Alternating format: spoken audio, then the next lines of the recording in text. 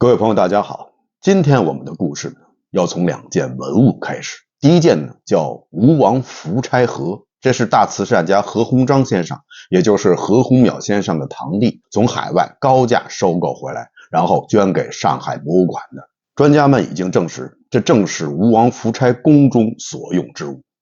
确切的说，这应该是吴王夫差送给某个人的礼物。那么，又是送给谁的礼物呢？在这个青铜盒的肩部刻着一行铭文：吴王夫差吴金铸女子之器吉。吴王夫差是用王室的金属为这名女子铸造了这件青铜盒。我们甚至可以脑补这样一个画面：在这个青铜盒铸好以后，吴王夫差曾经找人占卜，占卜的结果就是吉。吴王夫差很高兴，就将这个吉字刻在了这个青铜盒上，这个青铜盒也成了吴王夫差与这名女子爱情的见证。透过这件2000多年前的青铜器，我们似乎能够看到一个男子对一个女子的痴情。吴王身边的女人无外乎就是他的母亲、他的姐妹、他的女儿，或者是他的妃嫔，而前三者都是贵族，他们都是有名有姓的，他们的名字应该不会就这样草率的被女子两个字所代替。在2500年前，只有民间的女子才是无名无姓的。说到这儿，大家一定会想到一个名字：西施。难道吴王夫差盒就是吴王夫差送给西施的爱情信物吗？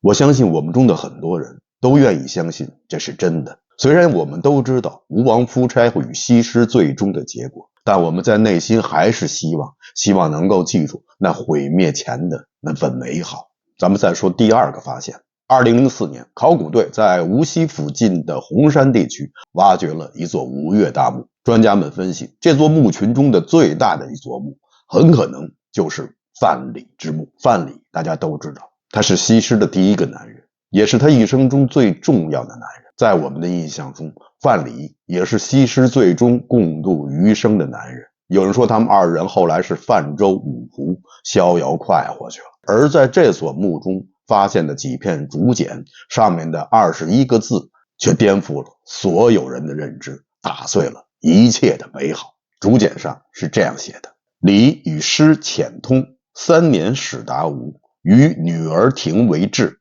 诗不得不免。意思就是说，范蠡与西施偷情，他们两个人还生育了一个孩子，就叫与儿庭。然后范蠡就以与儿庭为人质，逼迫着西施到吴宫去为越王做卧底。西施挂念着自己的孩子，无奈只好勉力为之。那也就是说，范蠡对西施根本就没有什么爱情，他不过是利用她，然后胁迫她，并且示意他自己的孩子。范蠡就是一个渣男中的人渣，他最终根本没有与所爱的人泛舟江湖。而西施呢，更是一个可怜的女人，他们之间的爱情根本经不起任何现实的诱惑。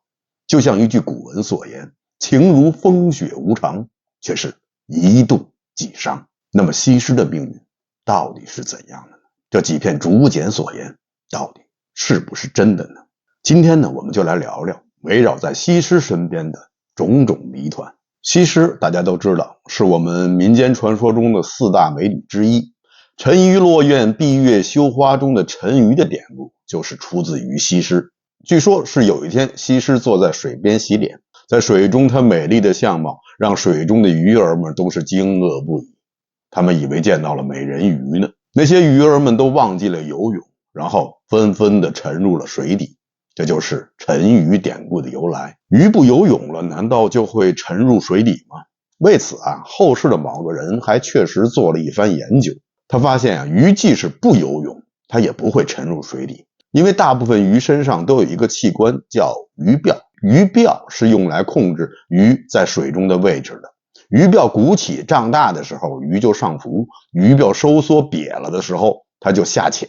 所以即使鱼不游泳，只要有鱼鳔在，鱼也不会沉入水底的。那西施又是怎样让这些鱼沉底的？还真是有可能，因为有一种鱼它不游就会沉底，鲨鱼。鲨鱼没有鱼鳔，所以它只有不停的游，不然的话它就只有沉底。所以被西施看沉底的那些鱼是鲨鱼。不知道大家对后世某人的这项研究成果觉得如何？反正我觉得是有点闲的。西施恐怕自己也没有想到，他的这一项技能却注定了他今后的命运。能够将鱼看入沉底的西施，有一天自己也做了卧底。是否沉鱼，其实这不过是个民间传说，但西施的美丽却是有目共睹的。所以西施到了晚上一般都不会出门，天那么黑，我长得这么好看，别人看不见怎么办呢？有人说西施本姓施，她住在浙江绍兴附近的祝罗村，就是现在的诸暨。祝罗村全村差不多都姓施，西施正好住在西边，故名西施。说到了西施，大家一定会想到东施和那句成语东施效颦。东施效颦这个故事出自于庄子天运，这个故事大家比较熟悉，我就不多讲了。那么大家有没有想过，当东施效颦的时候，村里的人为什么都远远的躲开？东施真的有这么可怕吗？真的就是因为他长得丑吗？问题是在这篇寓言中根本就没有提到西施长得有多么美，没有西施的美，又怎么能反衬出东施的丑呢？难道哲学家庄子借这则寓言只是想告诉大家丑会吓死人吗？这篇寓言的最后一句说出了庄子想要表达的意思：彼之贫美而不知贫之所以美。西施之贫是因为西施有心病，所以她贫的自然，而东施之贫则纯属效仿。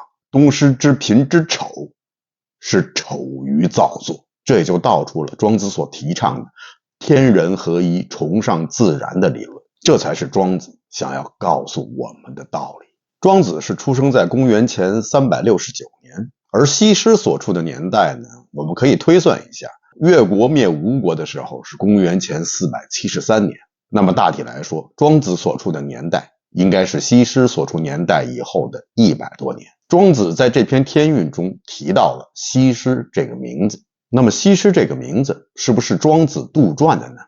很显然不是，因为与庄子同时期的孟子以及之后的韩非子都曾经提到了西施。孟子说：“西子蒙不臣，则人皆掩鼻而过之。”韩非子说：“毛强西施之美，无亦物面。”此外，在墨子、管子、战国策中都提到了西施这个名字，所以很有可能西施是在先秦时期大家公认的一名美女，在历史上确有其人。那么有人会说，那可未必吧，也许西施只是当时美人的一个泛称，就好比我们现在称呼美女为美眉，这恐怕也不是。因为在墨子亲事中有这样一段话：是故比干之义，其抗也；孟奔之杀，其勇也；西施之臣，其美也；吴起之利，其事也。其中提到的比干、吴起、孟奔都是历史上真实存在的人物。那么按照古人行文的惯例，这里面的每一句话都是对仗。如果比干、吴起、孟奔他们是真实存在人物的话，那西施也肯定不会是一个泛称，它一定也是真实存在的，这才符合逻辑。不然的话，墨子就应该这样写：帅哥之如何如何，西施之如何如何。帅哥对西施，也就是所谓的美眉，这才能对应得上。墨子出生于公元前468年，与西施所处的年代公元前473年左右是非常的接近，可以说他们二人是同一时代的人。那么是不是由墨子的这段话就可以证明西施是真实存在的呢？恐怕还不能。在墨子的这段话中，大家有没有注意到其中有一个重大的 bug， 就是墨子去世的年份按最远的估计是公元前390年，而吴起是死于公元前381年，孟奔死亡的时间要更晚，所以墨子生前的时候是不可能知道吴起跟孟奔的结局的，所以这段话一定不是墨子所写。其实很多先秦的著作都有这样的问题，其中某些的篇章是后人添加的。据专家考证，墨子亲事这一篇文章应该是写于西汉汉武帝时期。但尽管如此，既然先秦的很多典籍中都提到了西施这个人，而且这些典籍的作者又是当时在社会上非常有名望的人，我们又知道西施并不是一个泛称，那么我们有理由相信西施这个人是一个真实存在的历史人物。恐怕这时候有的朋友就会问了，那么为什么在一些正史中完全见不到西施的踪影呢？不管是在春秋、左传、国语以及史记中，我们都找不到西施。特别是《史记》不惜篇幅的大量的介绍了范蠡的事迹，但偏偏没有提到西施。《左传》中虽然提到越王勾践曾经献几名美女给吴王夫差，但也没有提到其中有西施。既然西施都不在这些正史之中，那么是不是就说明西施这个人根本就不存在呢？如果这样认为的话，我认为就有点过于武断了。记录春秋时期的史书，比如说《左传》《国语》中根本就没有屈原的记载，屈原的记载只见于《史记》，那么是不是可以说屈原就不存在呢？在《左传》和《清华简乐公奇事》中都没有提到过范蠡，那么难道范蠡就不存在吗？其实我觉得在这些所谓正史中没有出现西施的名字是有理由的。首先从时间上来讲，孔子所著的《春秋》写的历史一直到公元前481年。刚才我们说了，吴王去世的时间是公元前473年，这已经是在公元481年以后的事情。而且《春秋》又主要是记录鲁国的历史，对于吴国和越国的历史记载并不详细。况且时间又那么近，恐怕吴越之地发生的事情，孔子那时候还不知道呢。而如果春秋无载的话，一种说法是左传是以春秋为样本，那么左传中无载也就很正常了。而且左传的历史也只记载到公元前468年，这与公元前473年也是所差无几。左丘明在编书的时候，对吴越之间刚刚发生的事情恐怕也是所知不详吧。而《史记》是编于汉武帝时期，与刚才我们提到的墨子亲事基本上是在同一时期。虽然《史记》没有提到西施，但墨子亲事中却记载得很清楚。那么我们会不会选择只相信《史记》而不相信其他的史料呢？况且《史记》中没有提到的人，未必就说明这个人不存在，或许只是在司马迁看来，这个人并不重要。而且不管是在《史记》还是在《左传》中，都提到了越王勾践曾经进献美女于夫差，夫差耽于酒色而误国。其实这已经说得很清楚，提不提西施并不重要。好了，现在我们可以基本认定西施是历史上真实存在的一个人物。那么新的问题又来了，即便说西施是真的存在，那么又怎么能够证明西施真的参与了吴越争霸的这段历史呢？会不会有这样一种可能，后人借助了西施的名声，将她编入了吴越争霸的这段历史之中，借的不过就是西施的美名，来提高吴越争霸这段历史、这段故事的吸引力。毕竟先秦的很多典籍，除了刚才提到的墨子亲事中的西施之臣美也以外，大部分都只是夸赞西施的美丽，并没有将西施与吴越争霸联系在一起。不能不说，这种可能性确实存在。那么我们就来看看，到底是谁最早将西施写入了吴越争霸的这段历史。最早记录西施的那些我们后来大家都很熟悉的那些事迹的书籍是两本，一本叫《越绝书》，一本就是我们在上期提到的《吴越春秋》。《吴越春秋》的作者比较肯定是东汉初期的赵晔，而《越绝书》呢，《越绝书》的作者有人说是子贡，还有人说是伍子胥。后来明朝的杨慎又从《越绝书》的记载中推导出了他的作者是东汉时期的元康以及吴平，这毕竟只是一个推断。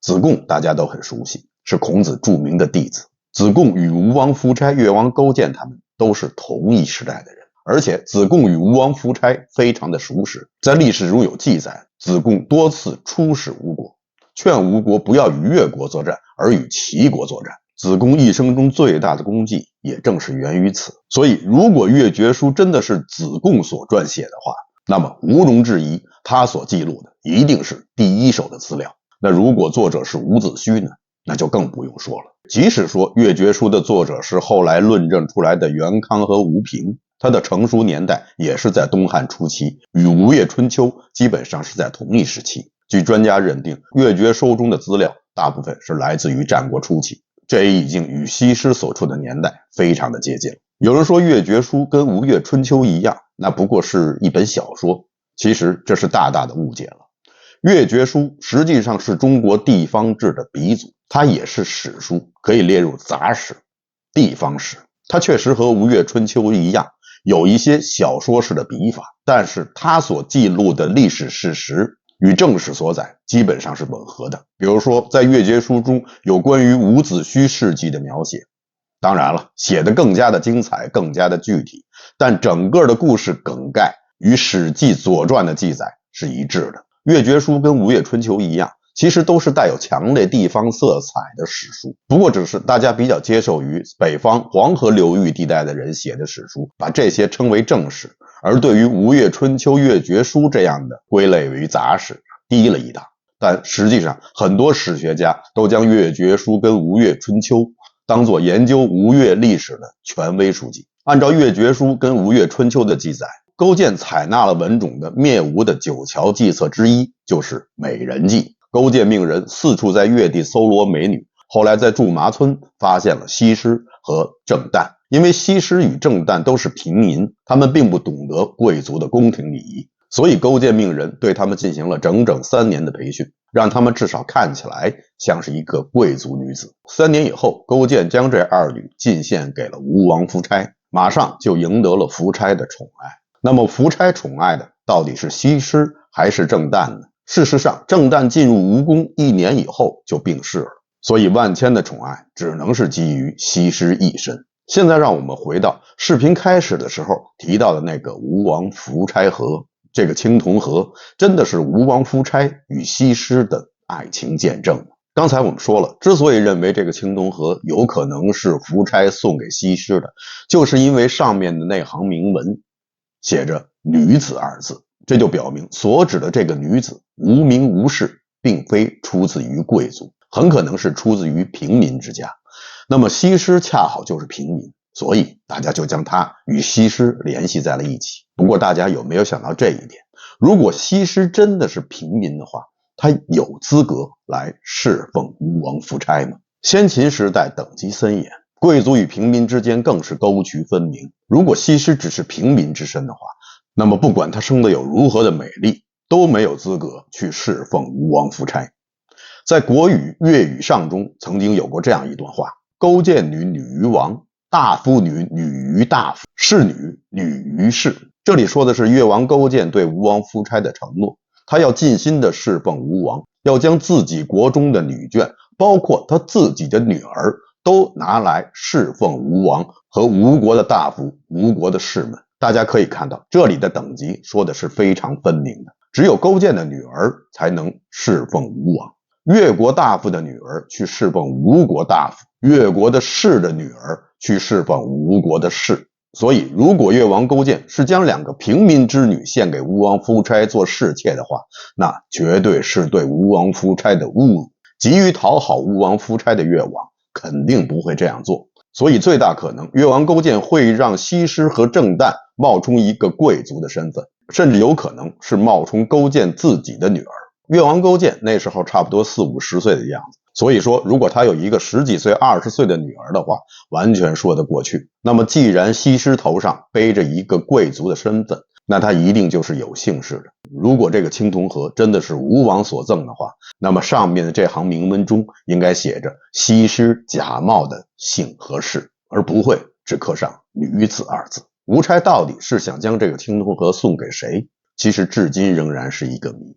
刚才所说的也不过是我的一个推想，照此推想，这个青铜河并不是要送给西施的，而是另有其人。当然了，我们的脑洞还可以放得更大一点，就是这个青铜河确实是送给西施，因为在这之前，西施已经告诉了自己的真实身份，吴王也接受了西施的平民身份，但仍然对她宠爱如初，所以在青铜河上并没有刻上西施的假的贵族名号，但又不能刻上西施真实的姓氏，所以只能以女子代之。其实我个人倒是更喜欢这个推论，至少比那个刚才说的西施用目光逼沉鲨鱼要有温度的多。得到了吴王宠爱的西施真的就快乐吗？也许是，也许不是，也许他的心中还装着另外一个人，或者是2个人，一个是范蠡，另外一个可能是他的孩子庾儿庭。这就让我们再次提起视频开始时讲到的那21个字，那个写在红山大墓出土的竹简上的21个字：礼与诗浅通，3年始达吴。以与儿庭为质，诗不得不免。这21个字可以说几乎惊掉了所有人的下巴，特别是相信范蠡与西施之间美好爱情的那些人，更是为此错愕不已，大吃一惊。这里说的是，在从越国去吴国的路上，范蠡与西施暗中偷情，这段不过几百里的路，居然走了3年之久。在这3年间，他们日夜的厮守在一起，还有了一个孩子，叫与儿庭。西施本来不想去吴国做卧底，但范蠡坚持要他去，并且与与儿庭为要挟，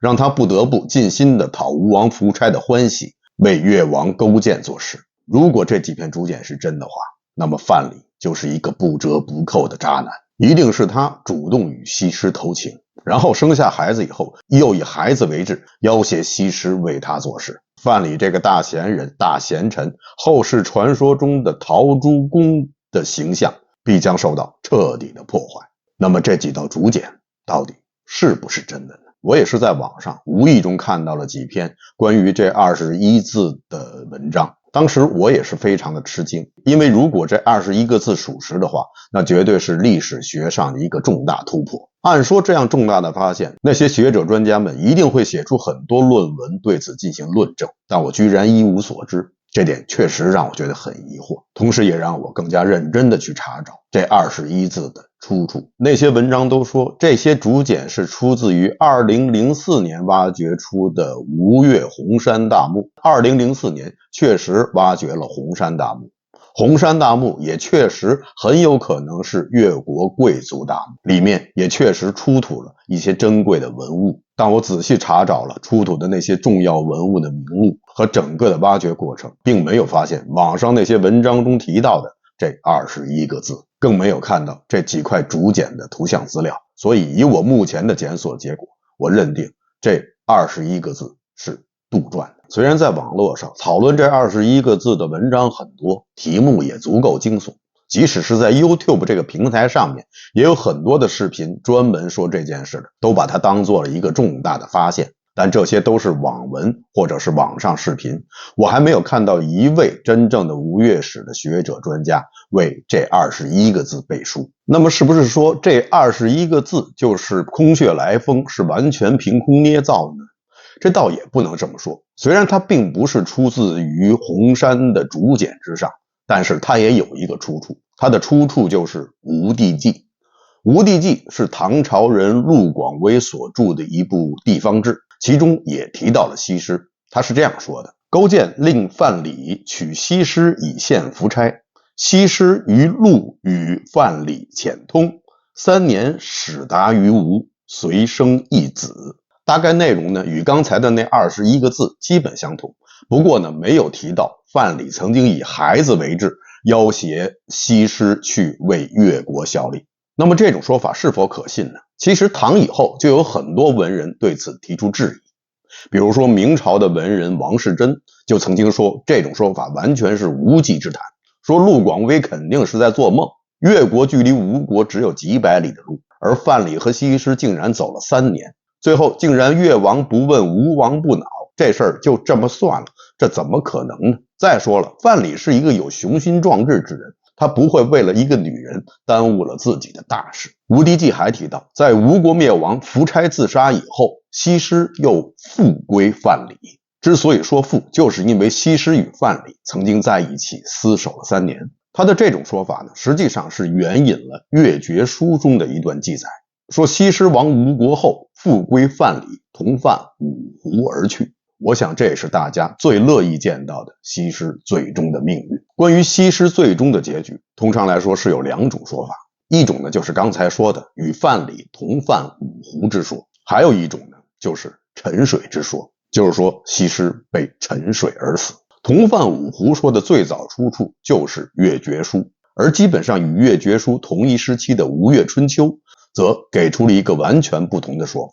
据《吴越春秋》一篇记载，吴王后越服西施于江，令随痴夷以终，为子婿死诚以痴夷，今臣西施于江，以报子婿之忠，故云随痴夷。说的是吴国灭亡以后，是越人将西施浮于江，而且装在了螭夷之中。什么叫螭夷呢？螭夷实际上就是一个牛皮袋。在这里呢，螭夷指的是一种死刑的方式，就是把人装在牛皮袋中，然后里面再装上很多石头，放到江中，然后就这样被活活淹死。因为伍子胥当年就是被吴王夫差处以了螭夷之刑，所以呢，越人也将西施处以了同样的刑罚，以报伍子胥之忠。所以按吴越春秋的说法，西施是被淹死的，是被越王勾践下令淹死的。吴越春秋和越绝书这两本书虽然记载的内容多有重合，但是呢，因为作者所站的立场不同，所以同样一个事件在不同的书中会有不同的呈现。通常来说，越绝书是偏向于越国的这一边，而吴越春秋则是偏向于吴国的那一边。所以在越绝书中，范蠡与西施都有一个非常好的安定，而在吴氏春秋中，则是说西施是被越国人杀害了。关于吴越春秋的这段话呢，也有不同的解读，关键就在于螭夷二字。因为根据史记记载，范蠡又自称螭夷子皮，那么这段话中的令随螭夷以终，是不是就是说让他跟着范蠡走了？这样就等于是同意了范五胡之说。我觉得并非如此。首先，刚才整句话的意思大家已经看出来了，螭夷指的就是一种处死刑的方法，而并不是指的范蠡。况且范蠡的这个螭夷子皮的自称也来得非常的蹊跷。螭夷子皮在历史上确有其人，他是齐国的大夫田成子的左膀右臂。田成子窃齐过程中，他发挥了很大的作用，而且他是与范蠡同时代的人。那么范蠡为什么起一个与自己同时代人的名字作为自称呢？而且范蠡在离开越国以后，为了躲避越王勾践的暗杀，隐姓埋名，所以有了这样的自称。那既然是隐姓埋名，他的这个自称自然不会为越王勾践所知。那越王勾践又怎么可能说让西施随螭夷以终呢？还有就是这个终字，明显说的是终结，而不是离去。既然提到了范蠡，那么咱们再来说说范蠡的最终命运，因为他的最终命运与西施的命运是紧紧相关的。按照史记的说法，灭吴以后，范蠡是犯五胡而去，后来到了齐国，到了陶地，在那里成了大富翁，被人称为陶朱公。史记绝口不提西施是否在范蠡的身边，这点呢也可以理解，因为在之前史记的记载中根本就没有出现西施，所以如果这时候出现西施的话，那就显得过于突兀了。没有西施也可以理解，我们再结合越绝书中的记载，那就是西施复归范蠡，那自然就是两个人一同泛舟五湖，然后一起到了齐国，成了天下著名的首富。首富什么意思？我想很多朋友都会深有体会。首富的意思就是从此以后你就成了房奴了，因为你要有月供。听起来这是一个大团圆的结局。范蠡和西施最终也是有情人终成眷属，两个人可以归隐山林，过着神仙的日子。但真的有这样圆满吗？在史记之前，贾谊所作的新书《耳壁》中，关于范蠡的最终命运则有一个不同的说法，说事迹功成，范蠡负石而倒五湖，就是说范蠡的结局是被人绑上一块大石头，然后投入江中淹死了。他不是犯五湖，而是倒五湖。而在贾谊之前的《吕氏春秋》中也有这样一句话，说范蠡子胥以此流，就是说范蠡与伍子胥的命运是一样的，都是淹没在了滔滔的江水之中。所以说呀，范蠡最终是被勾践所杀的可能性也是大大存在的，甚至超过了刚才我们提到的那个 happy ending。 因为很简单，勾践既然能够最后杀死文种，那么他就不会容纳范蠡独活。相对于文种而言，勾践更想杀了范蠡，因为勾践在吴宫为奴的那几年，范蠡就在他的身边，他的一切所作所为，范蠡都看在眼里。那么大家可以想象，只要范蠡出现在勾践面前，勾践都会想起当年他卑微的样子，都会想起那些屈辱，还有那些特殊的滋味。而再加上范蠡已经是功高震主，以勾践的心胸，杀掉范蠡才更符合他的个性。即便是范蠡不告而别泛舟五湖，勾践也一定会想办法派人去追杀。以越国当时的势力，勾践是可以做得到的。更不要说范蠡最后还变身为陶朱公了，这样大的名声，勾践想不知道他是范蠡恐怕都难了。顺便说一下，人们都说范蠡最后成了天下闻名的陶朱公，这恐怕是误传了。更有可能的是，范蠡是范蠡，陶朱公是陶朱公。据贾谊的新书《联语》记载，是说魏惠王在判狱的时候不知此人是否有罪，他当时决定不下，于是呢就想到了陶朱公，说陶朱公以平民身份，最后竟能富可敌国，一定是有大智慧的人，乃召朱公而问之，就把陶朱公叫来，看看他的意见。梁惠王在位时期是公元前360多年，而刚才我们说了，吴国灭亡的时候是公元前473年。如果假设吴国灭亡的时候范蠡30岁左右的话，那么到了公元前360年，这又过了100多年。那范蠡如果真是陶朱公的话，那他应该在130岁、140岁左右，这怎么可能呢？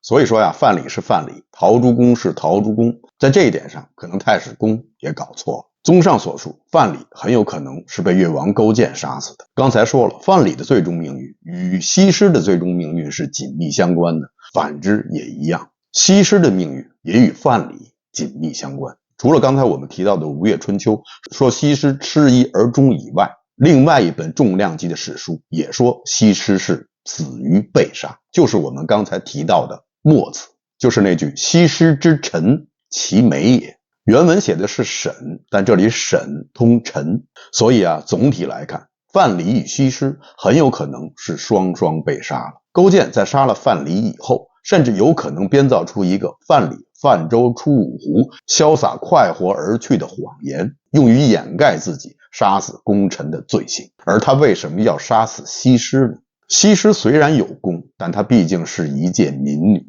在越王勾践的眼里，西施的生命远没有他的面子重要。越王勾践想要打造的自我形象，之所以能够打败吴国，是他勾践的大智大勇，是他的忍辱负重，是他的艰苦卓绝的努力，而不是使用了什么美人计。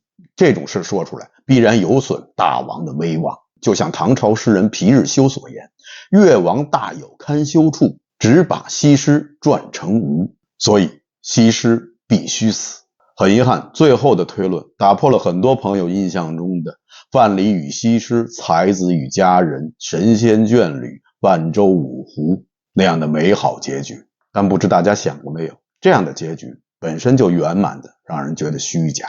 退一步讲，西施与范蠡最终在一起，真的就是最好的结局吗？在范蠡与夫差之间，西施到底爱谁呢？如果这一点说不清楚的话，那么我们不妨换一个角度，范蠡与夫差，谁更爱西施呢？范蠡为了越国牺牲了西施，而夫差为了西施牺牲了吴国。二者相比较，谁更爱西施多一些呢？或许有人说，夫差爱的不过就是西施的美貌，可谁又敢说范蠡爱的就只是西施的灵魂呢？范蠡与西施不过相处了很短的一段时间，而西施在吴宫至少待了15年。15年间，夫差对西施恩宠不变，难道夫差就只是爱西施的美貌吗？同样的道理，15年的恩宠与关爱，难道西施就能不为所动吗？吴王夫差就是他的男人，他的世界，与范蠡的那段情恐怕也就成了青葱岁月可招来也可挥去的一段记忆罢了。所以也许西施最后没跟范蠡走在一起，反倒是好的。如果他们真的在一起的话，那么他们之间会永远横亘着一个死去的夫差。好的，以上就是本期节目的全部内容，感谢大家收看，欢迎大家点赞订阅。这里是风下杂谈 Frank 为你带来有温度的历史，咱们下期节目再见。